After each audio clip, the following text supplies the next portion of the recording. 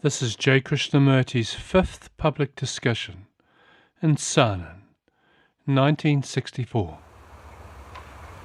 What shall we talk about this morning? So, what is the difference between adjustment and conformity? What is the difference between adjustment and conformity? What's that? Could we perhaps talk in relation to the fact that we talked already about death, talk about killing? I mean, not the act of killing, but the psychological act of killing. Not the actual killing, physical killing, but psychological killing. So referring to the question of the gentleman, it may be possible to discuss also the very beginning, the result on a certain state of mind of a phenomenon like vegetarianism. Like? Vegetarianism. How vegetarianism? Oh la la.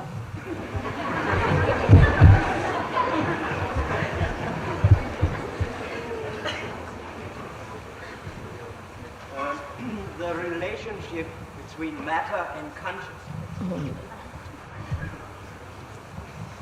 How to be awake and how to keep awake.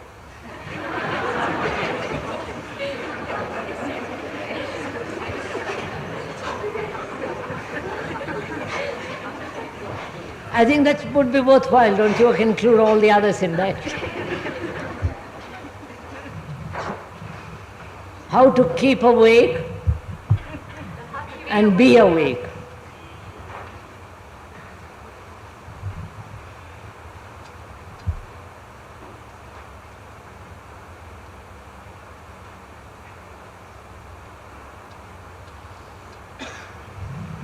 All right, sir. Shall we discuss that? Yes? We can introduce vegetarianism and all the rest of it afterwards in it. Or rather, shall we put it the other way? That is, what makes us dull? What makes us sleepy, contented, satisfied?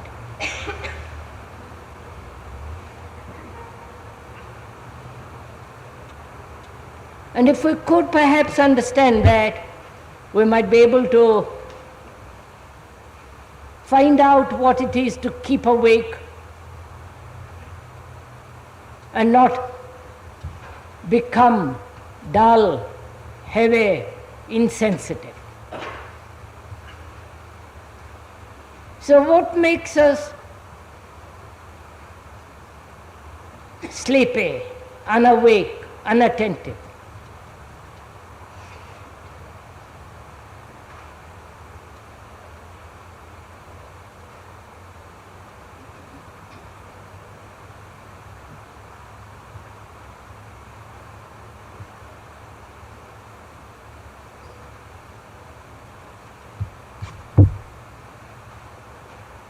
What do you think?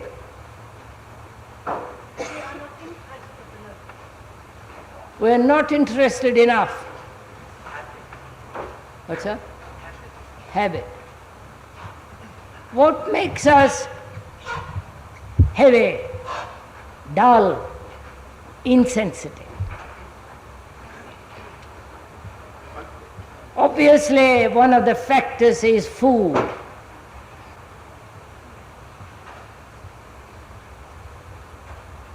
If you eat a lot of food as a compensation for, as a compulsive habit, eating a lot, naturally that makes the body heavy and also the brain and the mind and so on, so on, so on. And the repetition of habits, intelligent or unintelligent habits.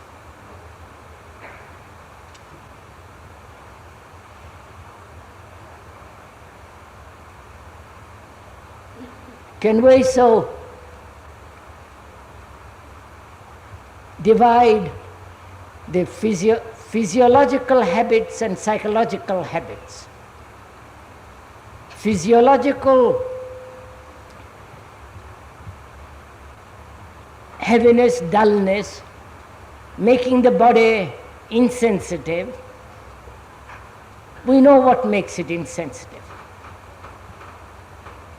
Wrong kind of food, lack of exercise, too much drink, smoking, and all the rest of it.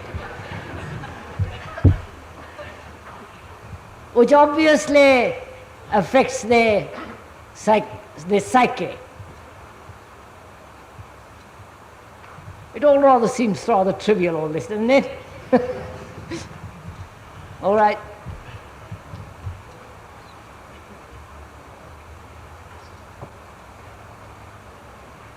So what we are chiefly concerned is what makes the mind, the brain, and thereby also the physical, heavy, dull, insensitive, not awake. Obviously habit, we know that. We have to go a little bit deeper than that. What makes it dull? Huh? Conflict. Suggested conflict. Wanting.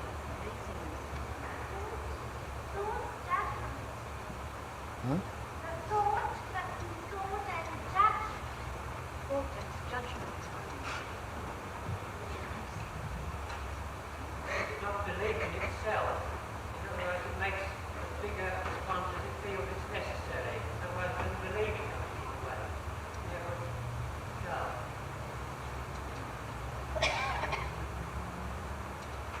So how are we approaching this question?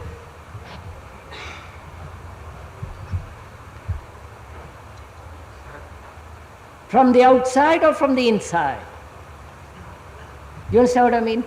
Are we trying to find out from the outside, like food, vegetarianism, lack of drink and so on, from the outside, and trying to find out what keeps the mind terribly alert, awake, full of vitality? Or are we trying to find out from the very explosive root of the problem? Huh? I don't know if I put it rightly. It seems to me we can always polish from the outside, keep on reforming, eating less or more, and so on. But that seems to me doesn't bring about a mind that's very sharp, very clear, without conflict, sensitive. Beg your pardon? No, I'm asking a different question. How are we approaching this problem? Adding little by little food, thought, more sleep, longer exercise, doing patchwork and hoping to come upon it? Or is there a different approach?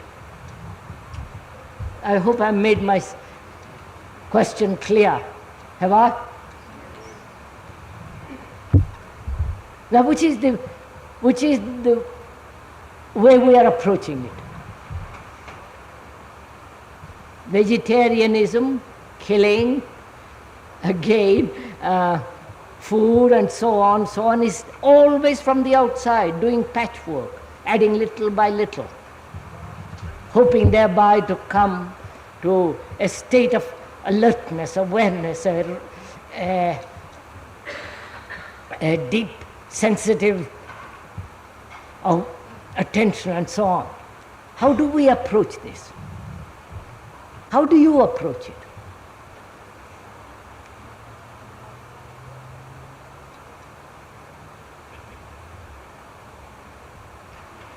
Huh?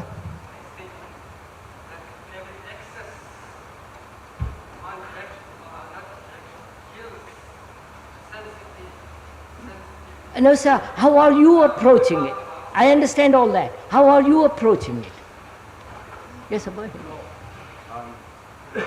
I think I'm trying to see what is my actual state now, and Not what your actual state, Mr. Hislop, but I'm trying to find out. We are asking a question. How do you approach this problem? I think you have to see what the actual situation is first before you move further. All right, if you want to do that, how do you do? All right, you find yourself not very bright, not very clear. I'm not you personally, and not very sensitive. Now, you want to find out how to be awake, right? Now, how do you approach that problem? Well, I see one thing that makes me very dull, and that is I'm always caught up in the flow of thoughts and ideas about myself and about my own petty circle that goes through my mind. I can't escape from that. That always pushes in, pushes in, pushes in. So you try to do something about it. Sure, that would be the next step. Now, that is again your whole process of approach is from the outside. That is, you begin to think about your thoughts, correct them, modify them, change them, and so on, so on, so on, and hoping eventually to come to that. That's right, isn't it? Is that what we all do? And if we say that is the way I approach this problem,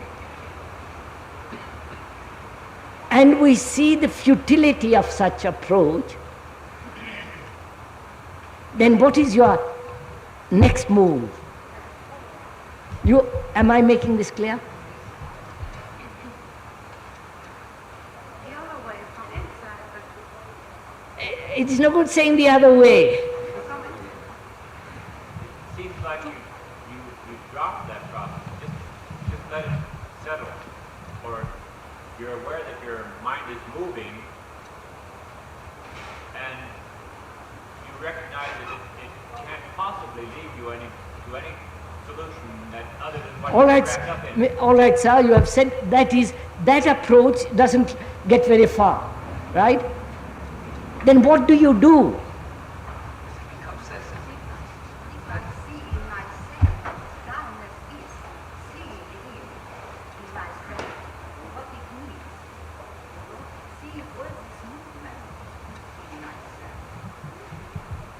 Yes, madam, you see all these movements of trying to be more bright, more clever, more polished, more. If I see what I want, what the dull mind wants, Yes, you do all that. You are not getting my meaning, I'm afraid. I think that nobody can actually do anything. If you want to do anything, then it becomes never. For me, I believe that the only thing you can actually do, and I only can use this word to pronounce it, is realize what's the difficulty, realize what's the problem, and just live it. The right or the wrong way, but just live it. The gentleman says to leave it alone. You see the falseness of this superficial approach and leave it alone.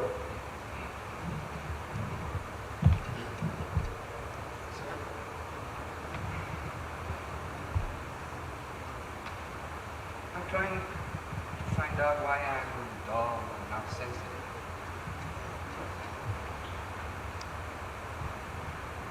So I know what it is to be sensitive and I know what it is to be dull. I know that when I'm alert and sensitive, I'm not thinking. I'm aware of everything around me. And I am, in a way, everything around me. The listener is the tenant.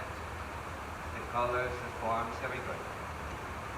So I just become sensitive, and there's no words in becoming sensitive. I mean, you can't. It's a No, state. sir. I'm afraid I haven't understood your question, sir. I'm afraid I have not made myself clear. First of all, how do I realize that I'm not awake, that I'm not sensitive? Because I've been told? No? Wait, please, just a minute. Don't be so quick in your response.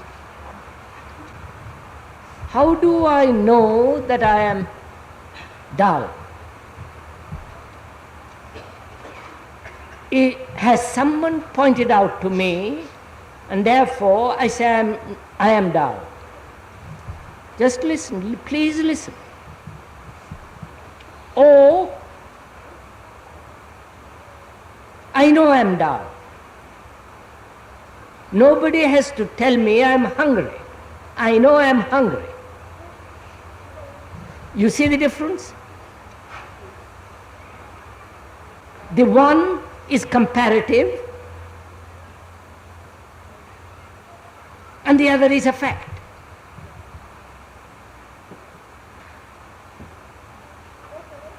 Now, do I realize I am insensitive, dull, bourgeois, because I have been told or I have compared myself with somebody or with an idea or with a pattern? You follow? And therefore I say I am dull, inattentive. And when you say I am non-comparatively, I know I am dull, how do you know? Please, this is a very important question. Don't just brush it aside. Because we all have You know, moments when we are not dull, so we know the difference. huh? We all have moments when we felt not dull, so we know We all know the moments when we have been very bright, very alert, and therefore we know we are dull. See, look at it again. That is again comparative. I have been attentive, I know that state, and I am not now, and I would like to get back to that state, which is again a comparative state. You follow? Am I making myself clear? So my thinking is always comparative. Someone has pointed out, or I have read about it, or through various propagandistic ways, it has been pointed out to me that I am not very alert. Or I have had moments of alertness and I would like to get back to that state.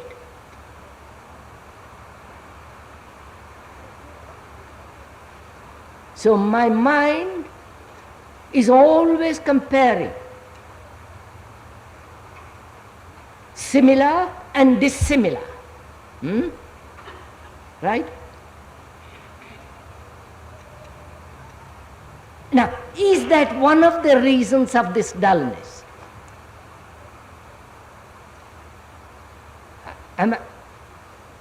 That is, when I am comparing with somebody who is bright and wanting to be like him or her or it, then that very comparison makes the mind dull. Right? If you didn't compare, would you know you're dull?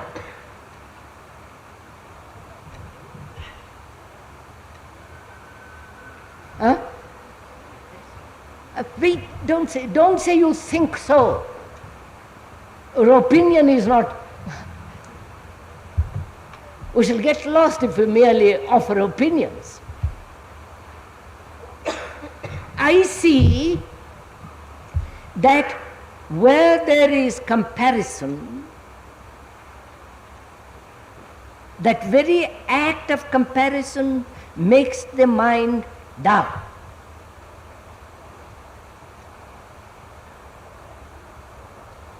I've been happy 2 years ago, and now I'm unhappy. I would like to get back to that state.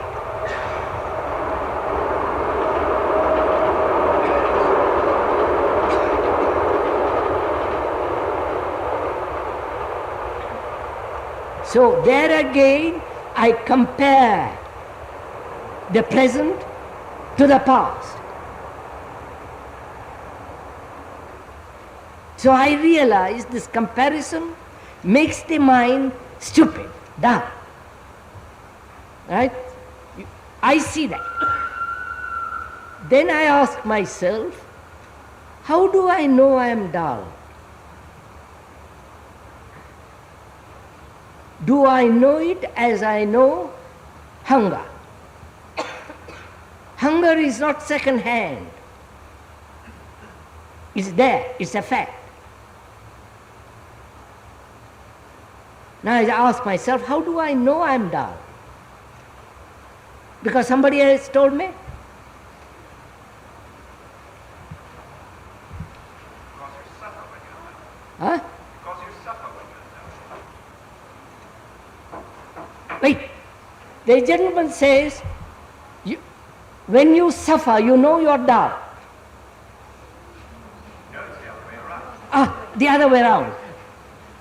Because you are dull, you suffer. State of suffering. Yes. So suffering indicates that you are dull. Is that it? Wait, that's what he says. But you must look what he says.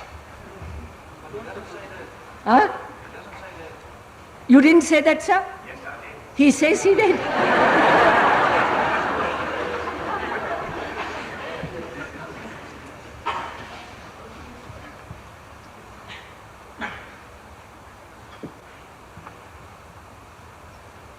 Suffering indicates dullness. Or because I am dull, I suffer. It's the same. Wait, let's take that. You're talking about that? Yes, about what you talked about. I fell a bit behind you. You talked about the ways how to know or how to feel that you are dull. And I thought another kind of feeling you have. Maybe sometimes you're alone or with people, and then you are not in a good humor or like that. And all at once you see that and you think, what am I doing? And then all at once you feel quite different. It's a comparison. No, we are not talking that at all. I'm afraid we are not talking the same thing.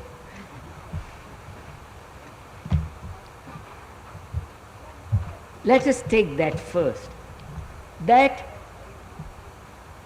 sorrow indicates the state of dullness. Or there is dullness and that creates sorrow.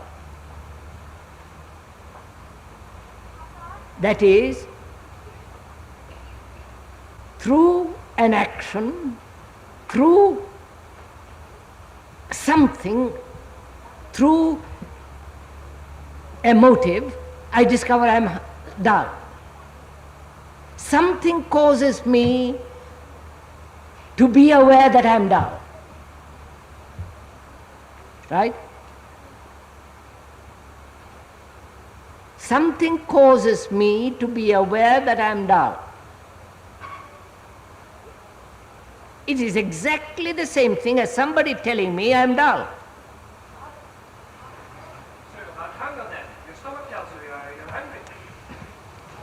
Yes, sir, I know that.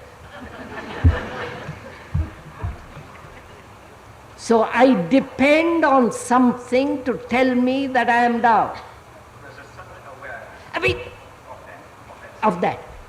There is sudden awareness of that state. Do you come to that awareness of that state without being told? Go slowly, son. without having a cause, without some indication, without a pointer? Do you come to it? If you do, I want to know how you come upon it. I don't know if you are complicating the issue. Look, sir.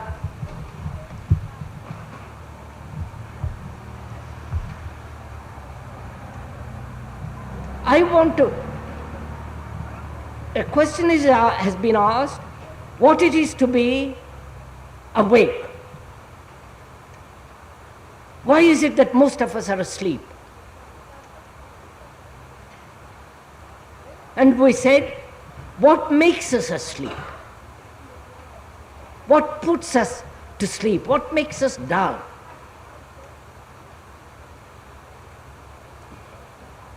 We said any kind of comparison is one of the causes that makes the mind dull. Right? Any comparison. Not only because you tell me I am dull and I try to become clever, or something indicates sorrow, a reaction, a past incident, which indicates I am dull. So, most of us depend on some form of stimulation, on some form of reaction, somebody telling us that we are dull.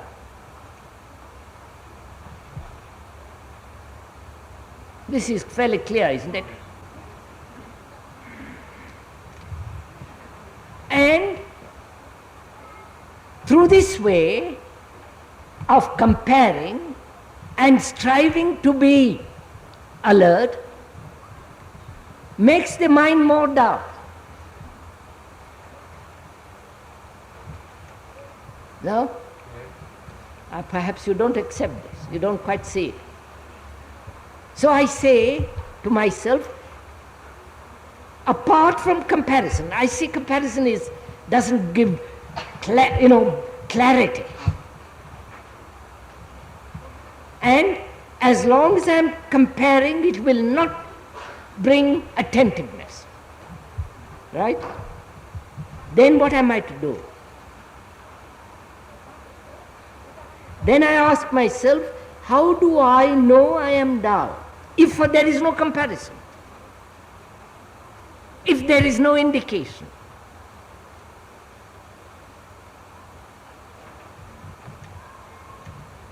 I don't know if I'm making myself clear. Is it possible at all to know that one is dull without comparison?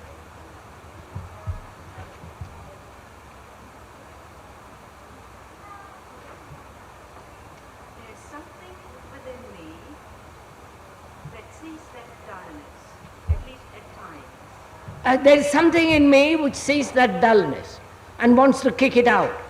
No, just sees it. You want to kick it out. No, I added that, sorry.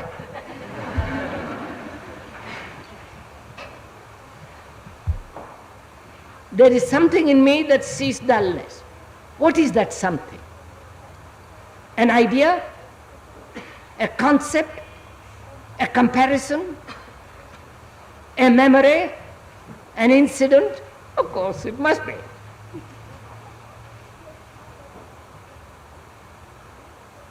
So I depend on a comparison, on a reaction, on an incident, on a memory to point it out to me that I am dull. Right? No, it's more like this. One is caught in a certain train of thought about trivialities. And certainly there's a state of awareness which comes by itself.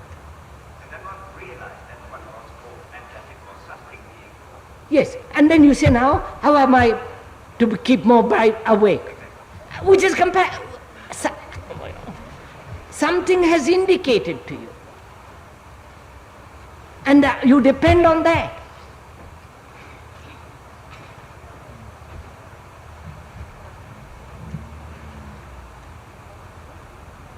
I am carrying on with my daily routine and habit and dullness. And at a strange moment I feel terribly awake. Then I want to maintain that state. I want to maintain that state because I have known the previous state, which becomes the pattern according to which I am comparing. So I am asking myself, is it possible to be aware without comparison? I use the word comparison to include all that.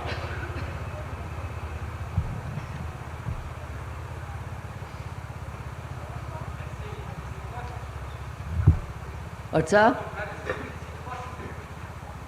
Huh? He thinks it's impossible. Oh, you think that's impossible? Therefore, we must always be comparing. All right. Which means what? I don't know, you know.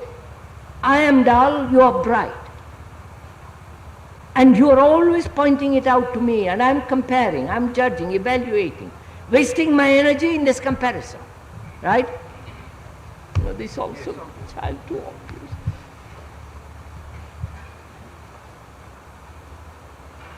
You see, sirs, we are so used to thinking along a certain direction, always. The accustomed path of the majority or of the few or of somebody. Now if something new is put forward, you all object.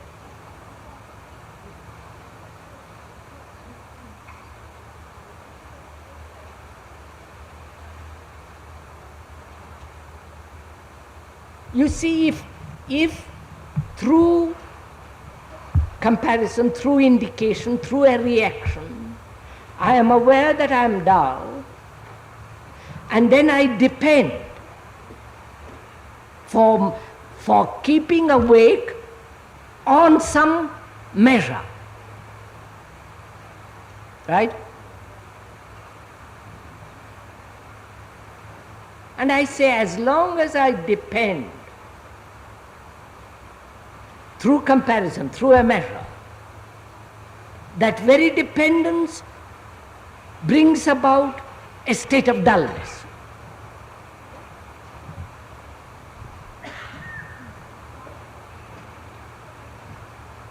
Right? Do you see that? Not accept it. Do you see that?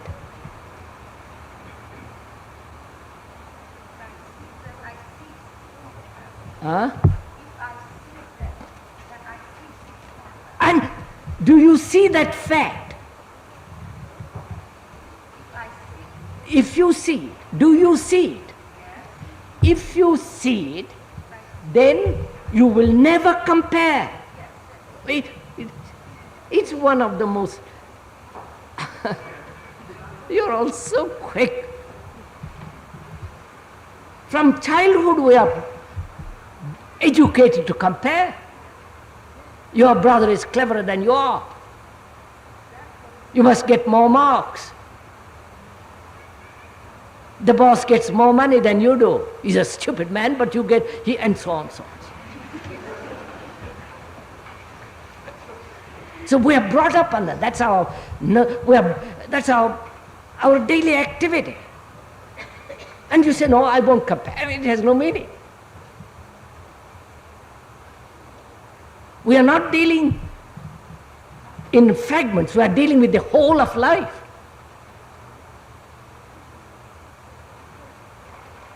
So when we say I understand the nature of comparison, what it is implied, it means right through life, not just on one or two occasions, right through.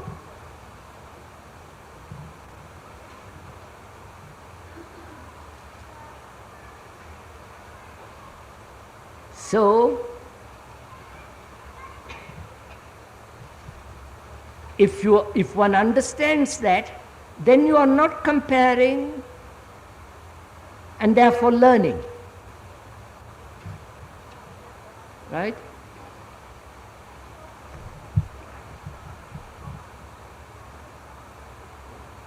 Have I jumped?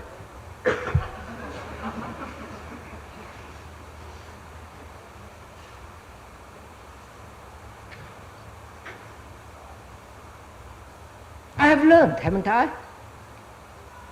that through comparison there is no clarity, there is no alertness, there is no sensitivity. And that means right through. I don't compare this picture with that picture.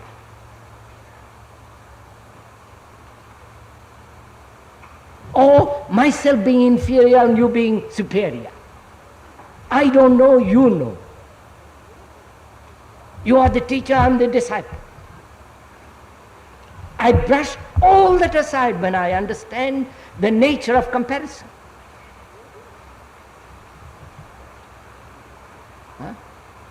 Christian, there is a jump in it. You brush it aside.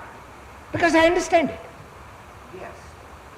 But to say I brush it aside because I see it. It disappears. All right, let's use a different word. It has no value to me. It doesn't play any part in my life. But it comes up at every second, as you pointed out yourself. We start out in life that way. That's what I'm saying. If you see the fact as something real, it burns right through you. It's finished.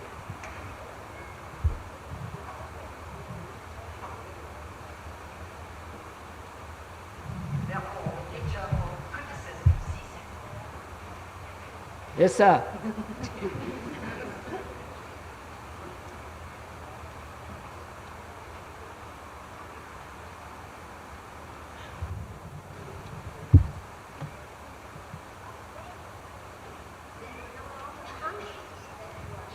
Huh?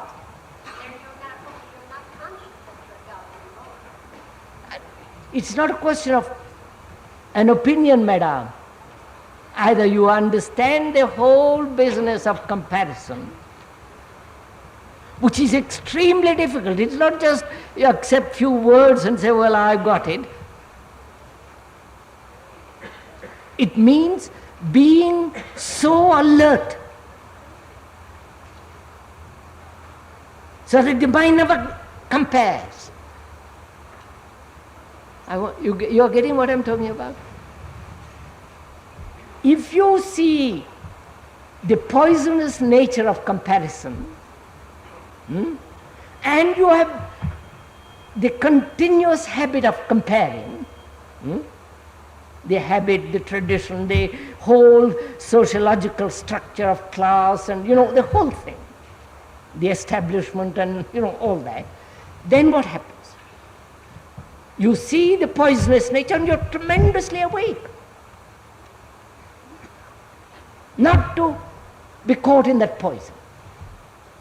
Right? You are getting what I'm talking about? How can we see the poisonous influence of comparison without comparison? How do you see the poisonous nature of comparison without comparison, without comparing? I've just pointed out, sir.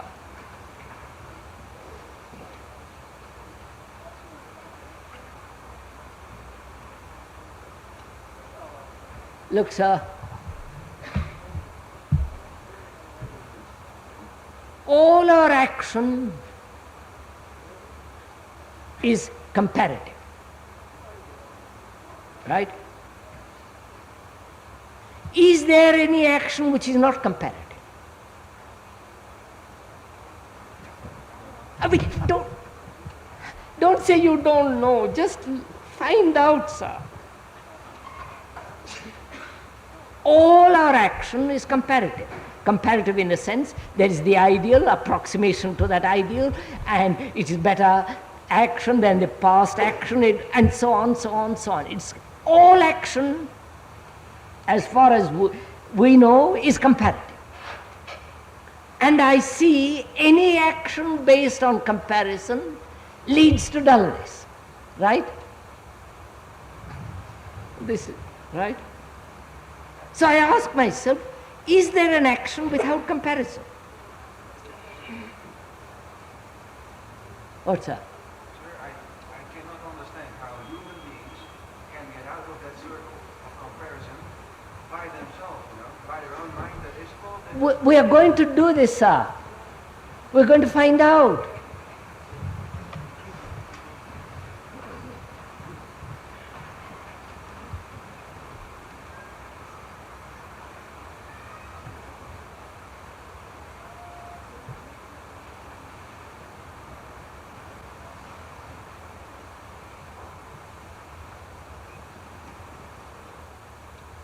So we see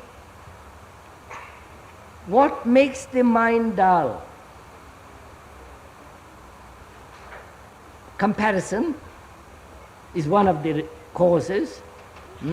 No? And any action based on approximation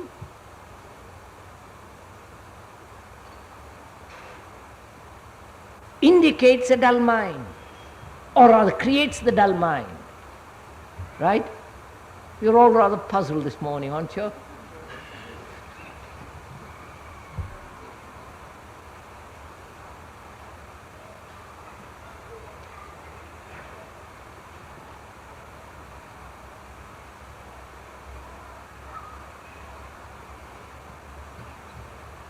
Are we learning, or are we merely defending?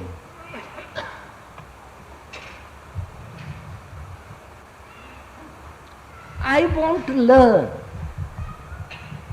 what makes the mind dull. I want to learn.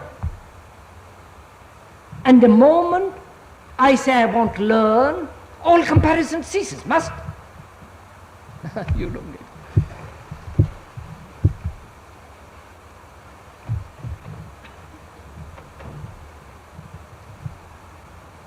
How can you learn, sirs, if you are comparing yourself all the time with your elder brother who did better than you? If your mind is on that, how can you learn? Right? That's all. Oh, God's sake. What? Sir, but what about the wanting? In fact, if one wants something, when you compare, and you said wanting to learn.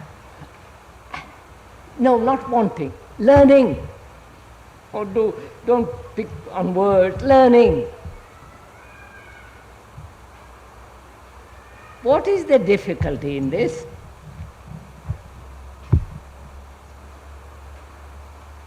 Would somebody tell me what the difficulty is? You all look so puzzled. Yes, the difficulty is for me. When I am sleeping, I cannot stay and say I'm sleeping. Only when I'm awake, I can say I was sleeping. Yes. Right. Right, sir. That's right.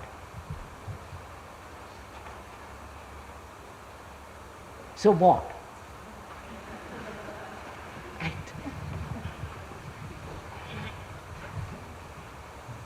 I can't understand that you say all action is comparative.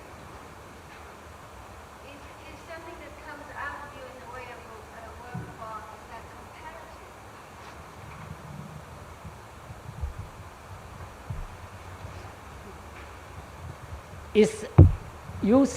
The question is, you said all action is comparative.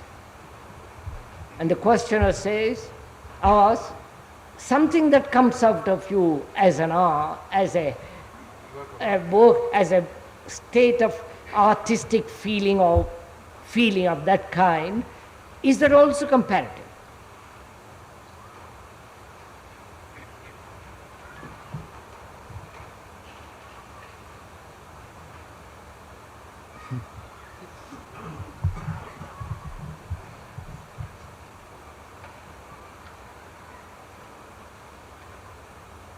I'm glad we're morning we're stuck.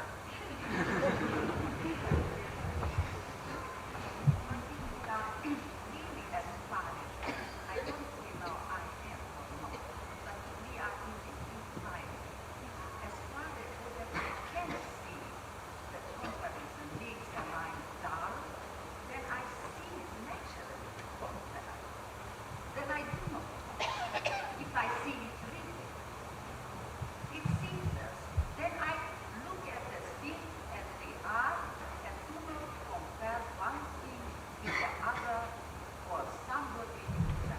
All right.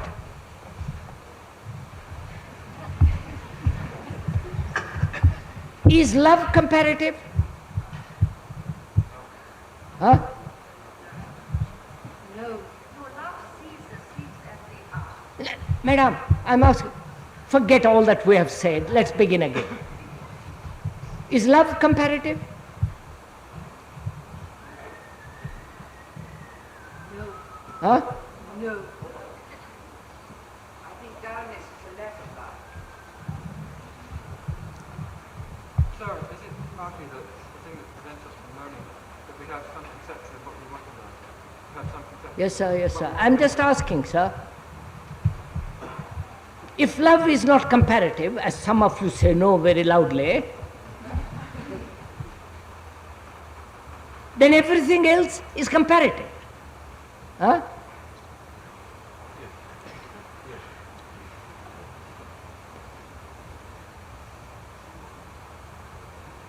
Therefore, when you compare, you are not, there is no love. Right? So then you say, how am I to be in a state of love when I am caught in comparison? Right?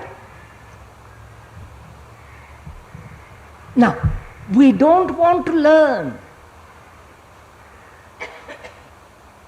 You don't, we say, look, we say love is non-comparative. And all our life is comparative.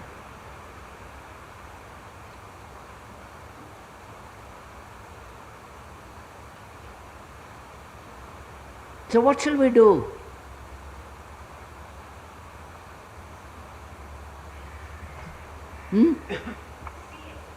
Huh?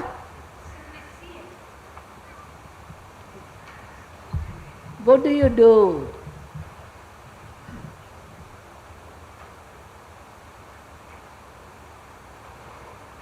All right, so let's talk about this a little bit.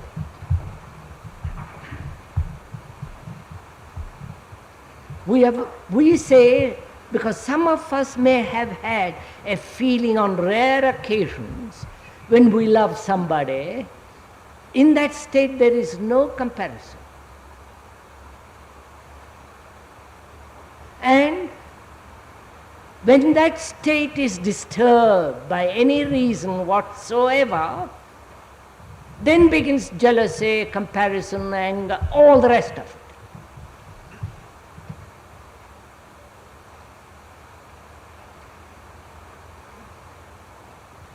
We live in the state of comparison, and from there we are trying to find out what it is to love. Right? And from there you say, I'll remove this, I'll try this, I'll get rid of this, I won't compare, how am I not to compare, and so on, so on, so on. My question is not that at all. I say, is it possible to remain in that state? You understand? In that state where there is no comparison.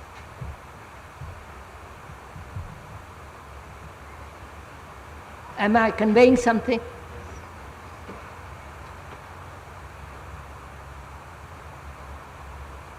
No? All right.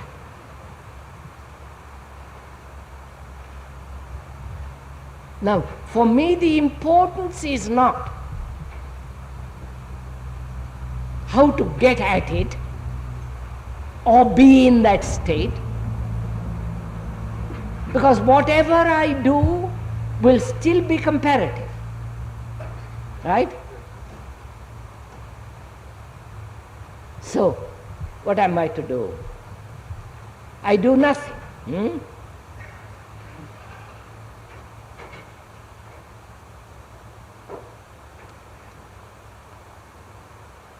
Am I conveying something? Yes. Huh? No, I'm not conveying something.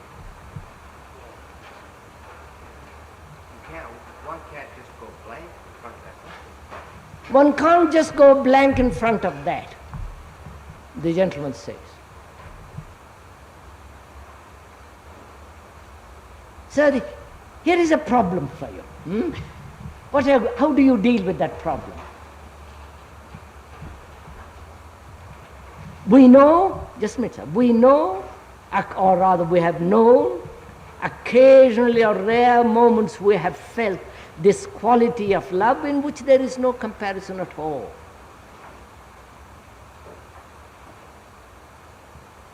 And in that moment all action flows easily. There is nobody to tell you, it moves, it lives, it functions.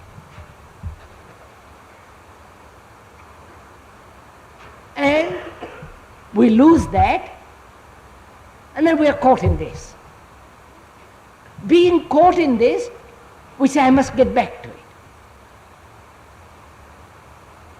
Or I want to find it. Now, how will you solve this problem?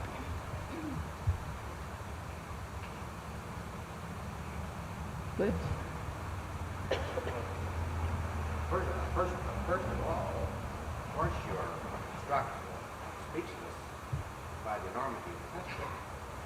by the moment of? By the enormity. By the enormity of the question.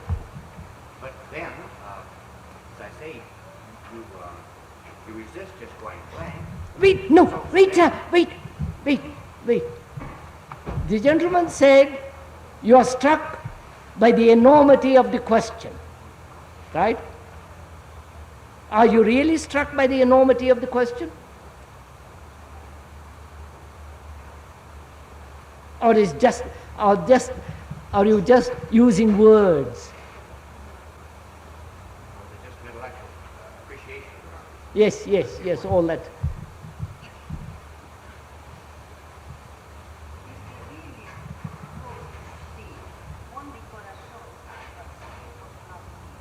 Madam, he's asked a question, you are still going on with your question. We don't learn from each other.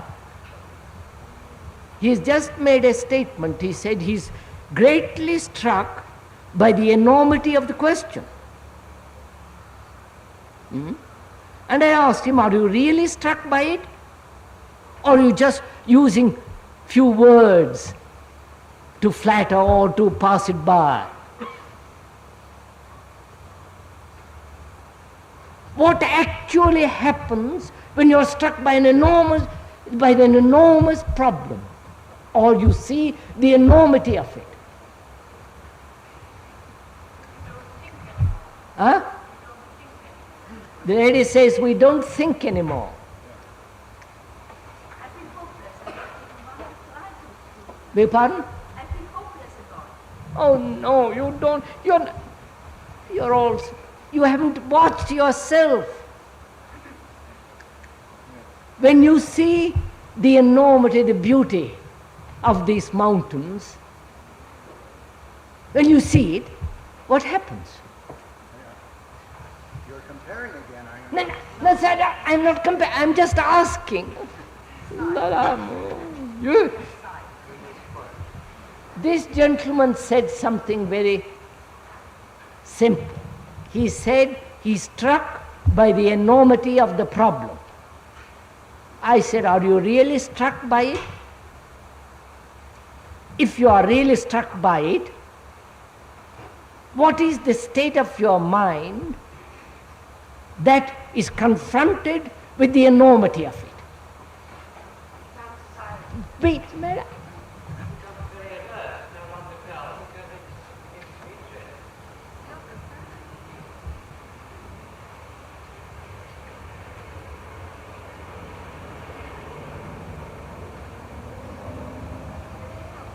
Sir, haven't you had moments or an incident or a challenge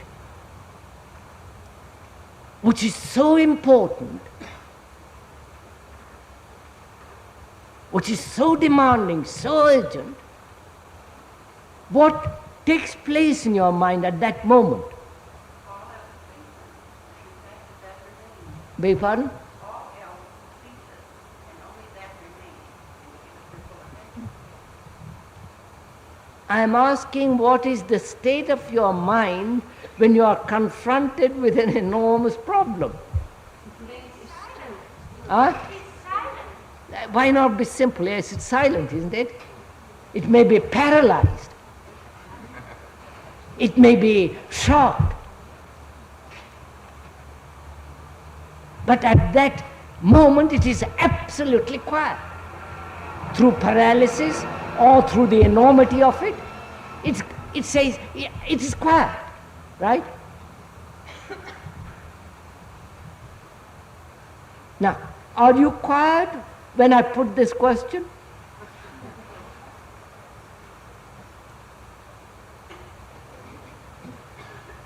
Quiet. Or how you said, by Jove, what an enormous problem it is, how am I going to solve it? So, it is not an enormous problem.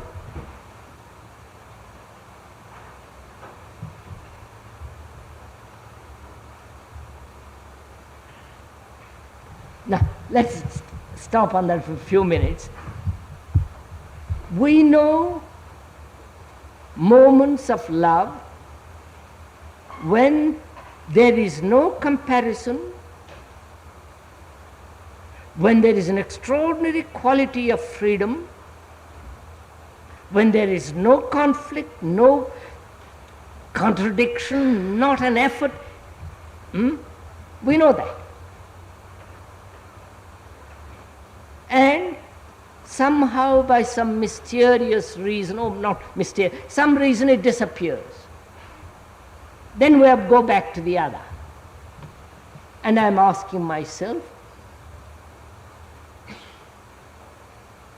how am I to let all this go instantly and be in that state? Right? And you say, that is an enormous question. It is an enormous question.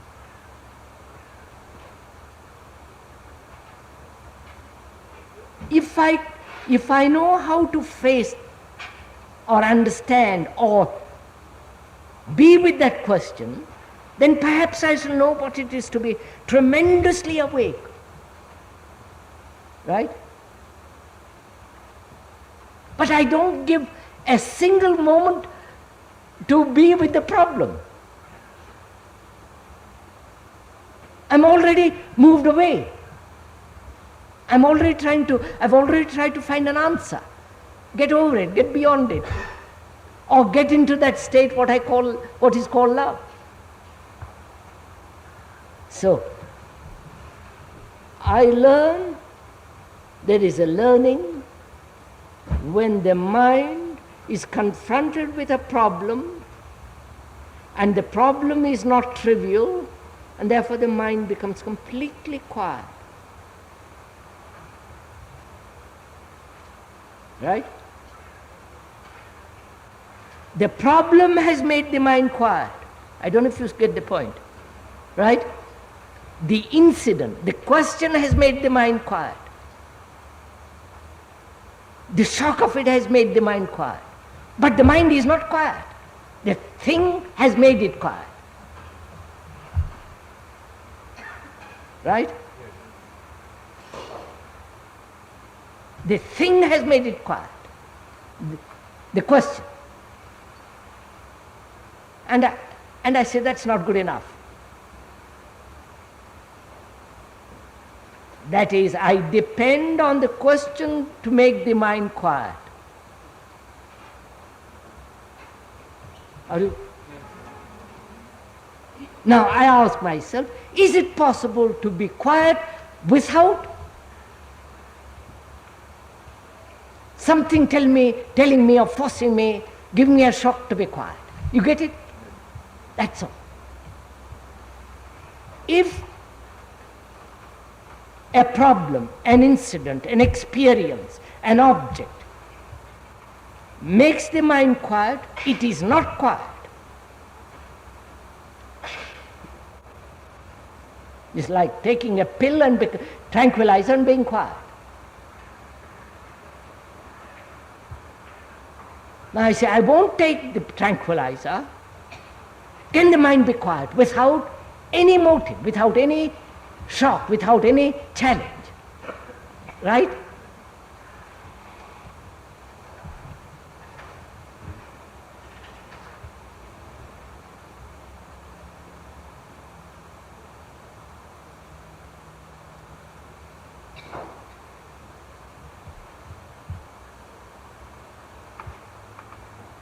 So I begin to inquire into the very nature of silence.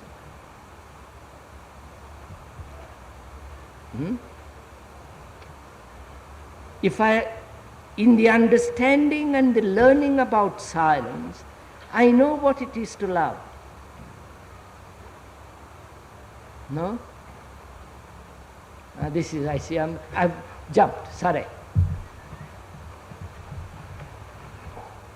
The question which I just now put is fairly simple. I am shocked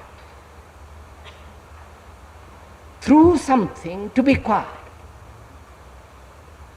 Through tranquilizers, through an incident, through an experience, through a tremendous crisis, or through a problem. For a few days or few seconds, the problem, the incident, the death, something makes me quiet. And I see that it is not real quietness. Something has made me quiet. And I want to learn what this quietness is without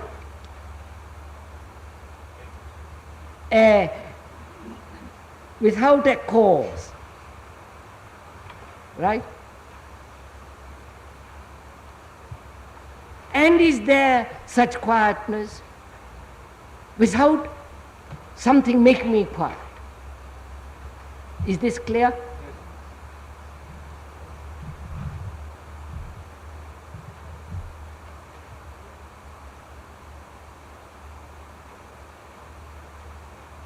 Because I see any kind of pressure, influence, an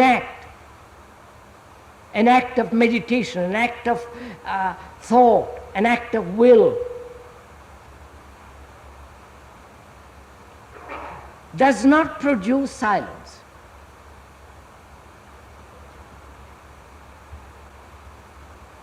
And it is only when the mind is silent, it is attentive. Right? It is not asleep. It is awake. Right? Now, I'm asking, is it possible to be silent without any cause?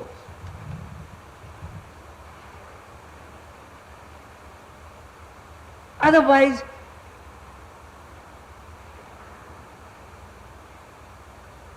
you'll always be caught on a dependence.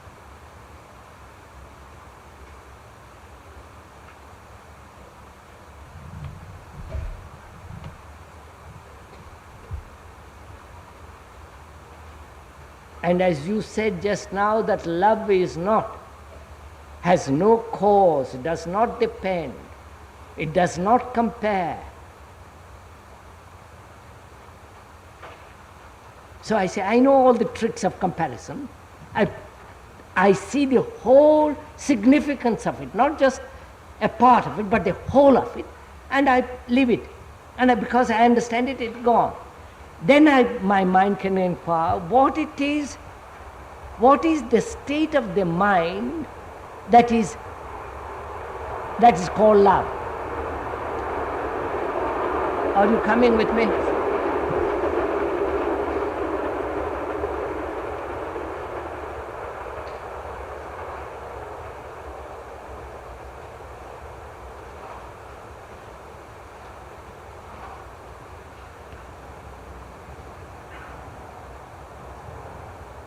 Huh? Where are we?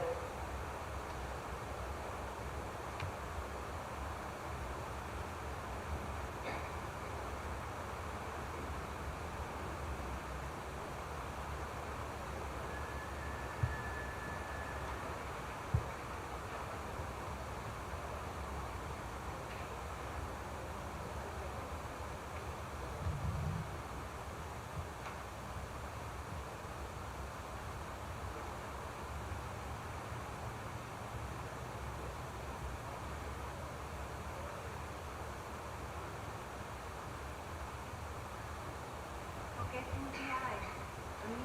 Forgetting the me. The lady says, forgetting the me. Yes, but that. What, sir? Call, you see, you're describing, you're explaining. But are you?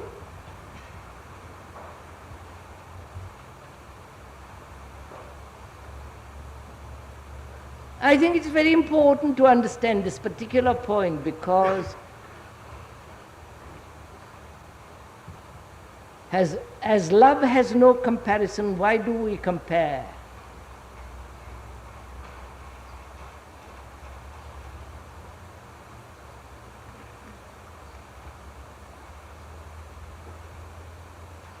Don't compare and see what happens. About anything, don't compare. In your office, in your house, when you read, nothing, don't compare.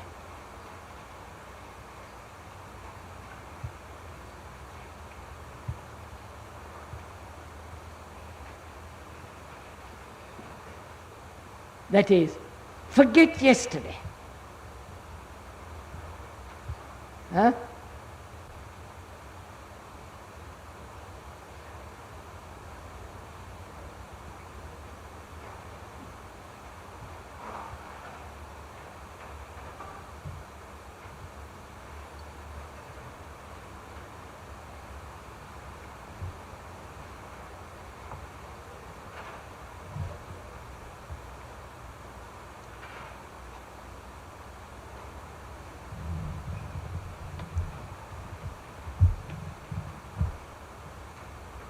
As I said the other day,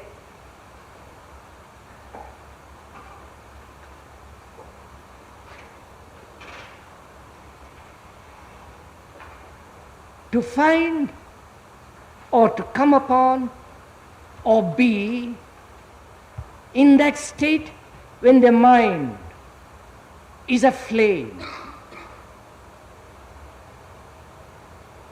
Not mind only, but all your being, right through you, is completely aflame, completely awake.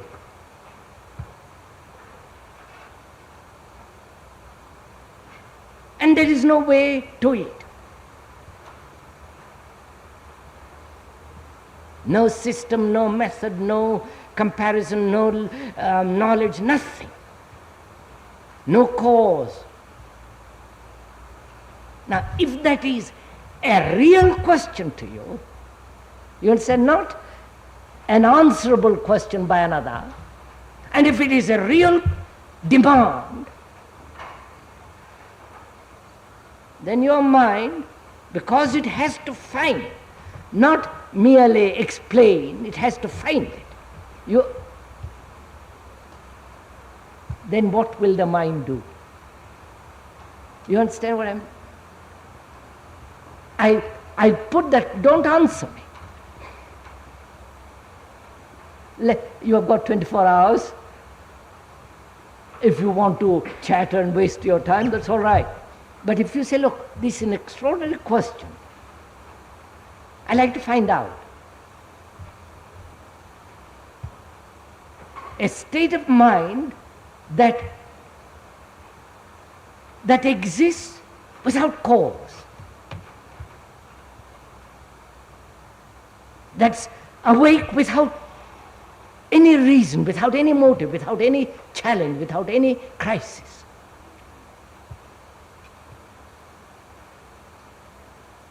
a state of mind that keeps itself alive, a flame without anything being added to it to keep it aflame. Find out.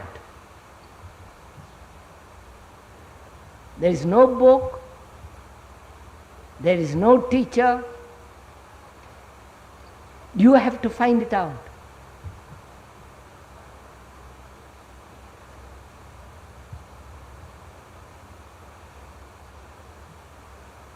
And to find out, you have to learn.